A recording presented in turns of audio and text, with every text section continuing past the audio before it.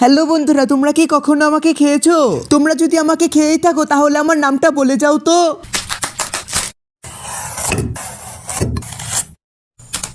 মালিক, আমাকে পানিতে ভালো করে ধুয়ে নিও কিন্তু। এ মালিক, এভাবে তাকিয়ে আছো কেন? আজকে কি নতুন কিছু বানাবে নাকি? আই মা, মালিক তুমি তো আমাকে পুরো ব্লেন্ড করে দিয়েছো।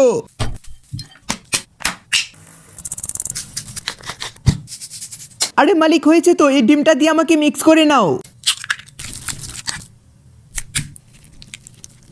ইয়ে বাবা মালিক, তুমি কি বাঁধাকপি দিয়ে পিঠা বানাচ্ছ নাকি? এ মালিক, মালিক কোথায় গেলে? হয়ে গিয়েছে তো।